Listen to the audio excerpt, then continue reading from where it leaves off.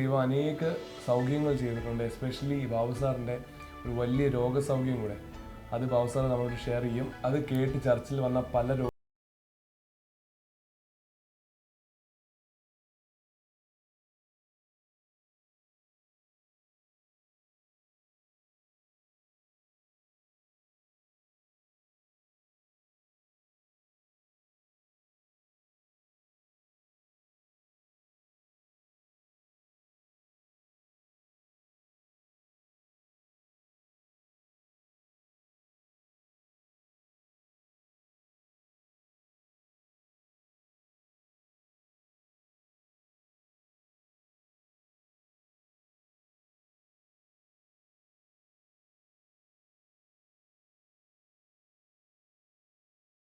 John പിന്നെ ജിജു എന്നെല്ലാവരും അറിയപ്പെടും.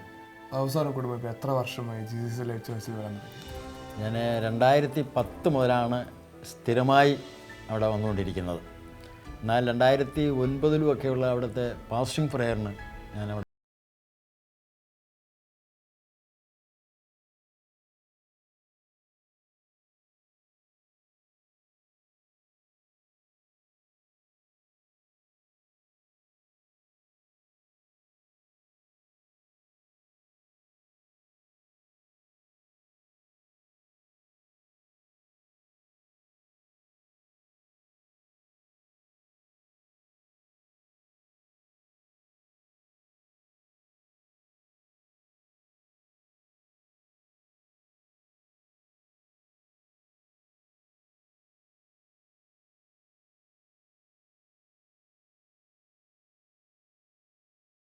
വലിയ അത്ഭുതങ്ങളൊക്കെ നടക്കുന്നത് പപ്പ ഒരു ദിവസം വന്നൊന്ന് കാണണം.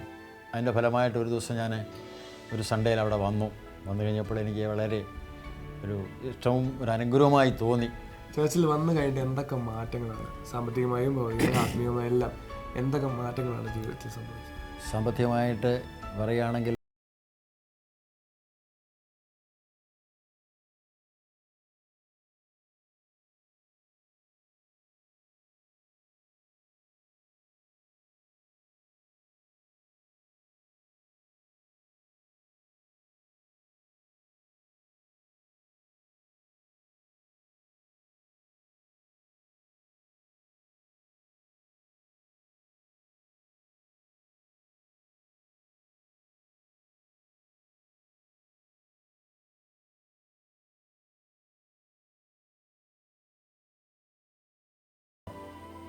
ഈ 2011 ആദ്യ മാസങ്ങളിൽ ജനുവരി മാസങ്ങളിലൊക്കെ ആഹാരം കഴിക്കുമ്പോൾ ഒരു തടസ്സവും ഛർദിയൊക്കെ വന്നു.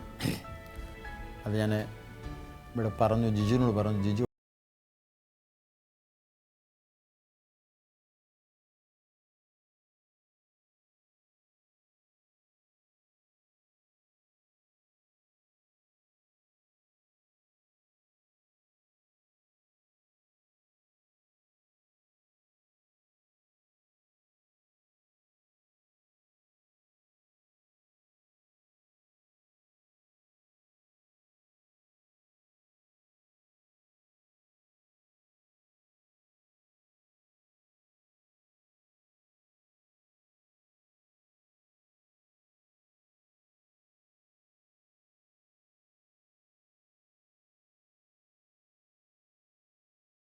സ്കാൻ ചെയ്തപ്പോൾ അവിടെയും കണ്ടുപിടിച്ചു ക്യാൻസർ. എത്രയും പെട്ടെന്ന് അത് കട്ട് ചെയ്ത് കളഞ്ഞില്ലെങ്കിൽ ശരീരം മൊത്തം വ്യാപിക്കുമെന്ന് അവിടെ നിന്ന് പറഞ്ഞു. അവിടെ അവിടെ അഡ്മിറ്റ് ചെയ്യാൻ തുടങ്ങിയപ്പോൾ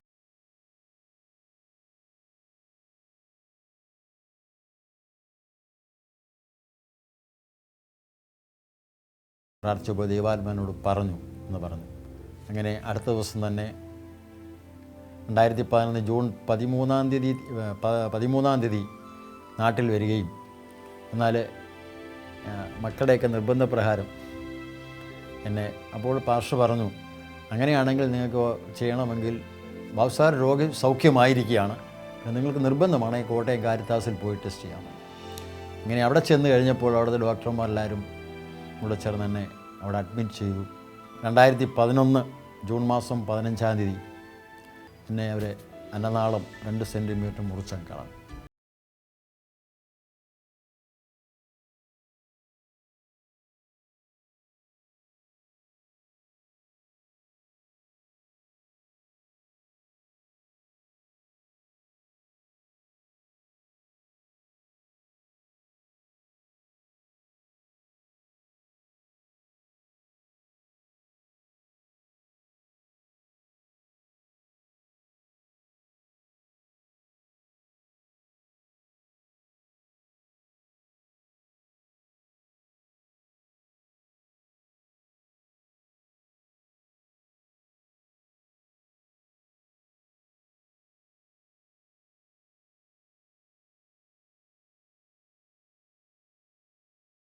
ബലത്തോടെ പലതിനേക്കാൾ ശക്തിയോടെ ബാബുസാറിനെ ദൈവം ഉപയോഗിക്കും എന്ന് പാഷ അവിടെ വെച്ച് പറഞ്ഞു.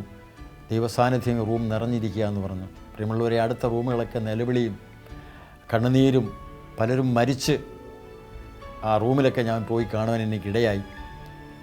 ആ സമയം മുതൽ ഞാൻ ആ ബെഡിൽ നിന്ന് എണ്ണീച്ച് ചാടി എണീറ്റിട്ട് ഓപ്പറേഷൻ ചെയ്തിട്ട് രണ്ടാമത്തെ ദിവസം ചാടി എണീറ്റ് ആ വരാന്തയിലും അവിടെ ഇവിടെയൊക്കെ നടക്കുവാനും ഇതൊക്കെ ദൈവം ഇടയാക്കി. എൻ്റെ ശരീരം പൂർണ്ണ ഒരു സൗഖ്യം തന്നു.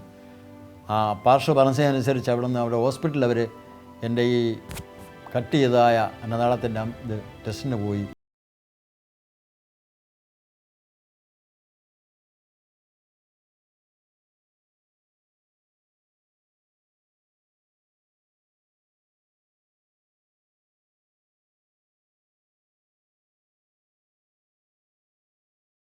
അതിലും വലിയൊരു വിടുതൽ, ഞാൻ ഒരു 6 കീമോ വരെ എടുത്തു. പിന്നെ ക്യാൻസർ വന്നതല്ലേ, ഇനി ശരീരത്തിൽ വല്ലതും ഉണ്ടാവുമെന്ന് അറിയത്തില്ലല്ലോ, അതുകൊണ്ട് കീമോ എടുക്കണമെന്ന് പറഞ്ഞ് 6 കീമോ എടുത്തു കഴിഞ്ഞ ശേഷം എൻ്റെ തലമുടി അത്രയും പൊഴിഞ്ഞ് മുഴിഞ്ഞ് വളരെ ഒരു പരിതാപകരം, കണ്ടാൽ ആളറിയാത്ത വിധം, ആരെന്നെ കണ്ടാലും എന്നെ അറിയത്തില്ലായിരുന്നു അന്ന്. എന്നാലും ഞാനൊരു 3 മാസം കഴിഞ്ഞതിന് ശേഷം എല്ലാ ദിവസവും ചർച്ചിൽ ആരാധനയ്ക്ക് പോകും, തൊപ്പിയും വെച്ചുകൊണ്ട് പോകും. അങ്ങനെ ഒരു ദിവസം ഒരു വെള്ളിയാഴ്ച പാസിംഗ് പ്രയർ കഴിഞ്ഞ ശേഷം എൻ്റെ അടുത്ത് പറഞ്ഞു, സാറേ തൊപ്പി എടുക്കാൻ പറഞ്ഞു.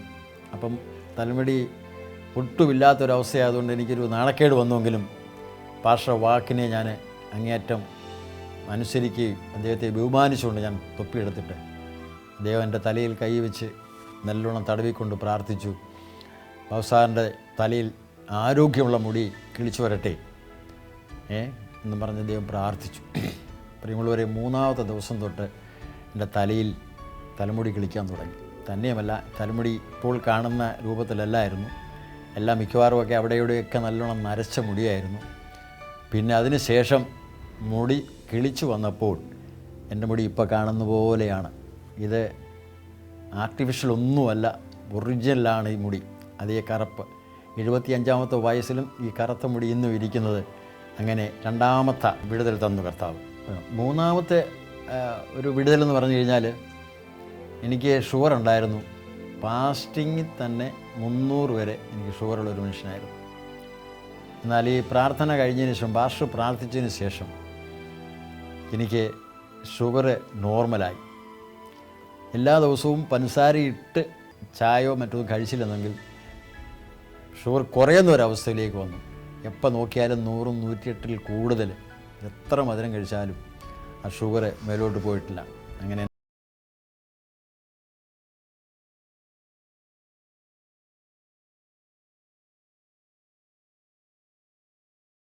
എനിക്ക് വേണ്ടി പ്രാർത്ഥിച്ചപ്പോൾ എൻ്റെ ജീവിതത്തിൽ ഉണ്ടായ വലിയൊരനുഭവം, ഈ 3 വിടുതൽ, അതെൻ്റെ കർത്താവിനെ സൗഖ്യമാക്കി.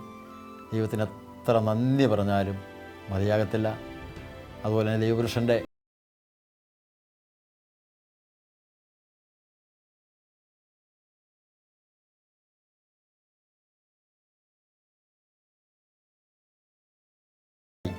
ഈ 75-ാമത്തെ വയസ്സിലും ഞാൻ വാഹനം ഓടിച്ച് പല സ്ഥലങ്ങളിലും പോയി കർത്താവിനെ എൻ്റെ സാക്ഷിയായി നിൽക്കുന്നു.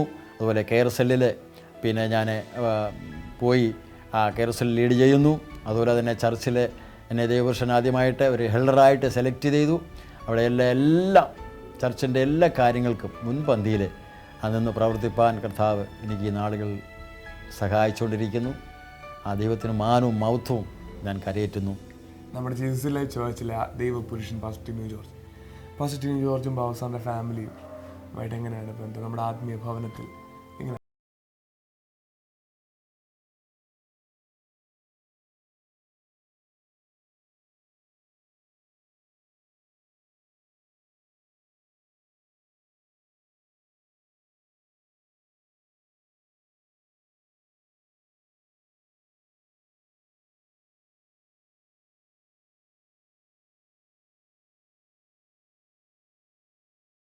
ദൈവിക ജ്ഞാനവും വിവേകവും പരിജ്ഞാനവും സലോമൻ രാജാവിന് സ്വർഗത്തിൽ നിന്ന് ദൈവം കൊടുത്ത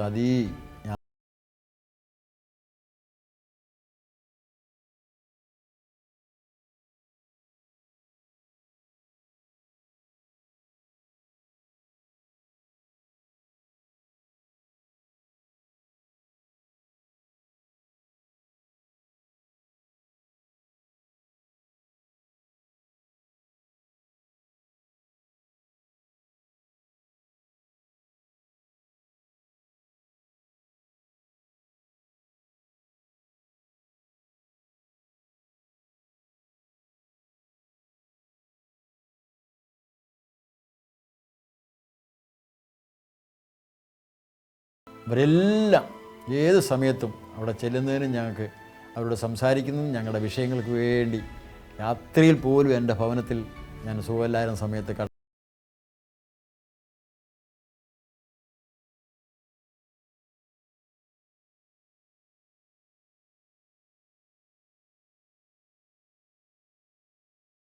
അനുഗ്രഹിക്കപ്പെട്ട ഒരു ആത്മീയ ഭവനമായി തന്നെ അപ്പനും മക്കളും എന്ന പോലെ ഞങ്ങളെ അവിടെ കഴിഞ്ഞുകൂടുകയാണ്.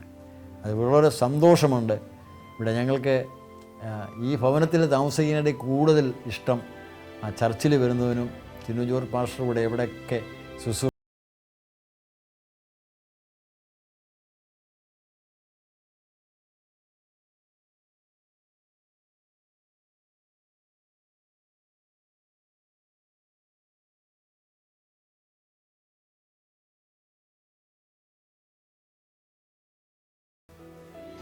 എൽഷദായി മിനിസ്ട്രി ഞങ്ങളുടെ ജീവിതത്തിൽ വലിയ അനുഗ്രഹവും സന്തോഷമാണ്. അനുഗ്രഹിക്കപ്പെട്ട സാക്ഷ്യമാണ് നമ്മളിപ്പോൾ കേട്ടുകൊണ്ടിരുന്നത്. ഒരു വലിയ രോഗസൗഖ്യവും അവരുടെ ജീവിതത്തിൽ അവരുടെ കുടുംബത്തിൽ ദൈവം ചെയ്ത അനേക കാര്യങ്ങൾ നമ്മൾ കേൾക്കാനിടയായി. ഇത്രയും നേരം നമ്മളോട് സമയം സ്പെൻഡ് ചെയ്ത അവസാനം ഫാമിലിയോട് നന്ദി രേഖപ്പെടുത്തുന്നു. God bless you a lot. Thank you.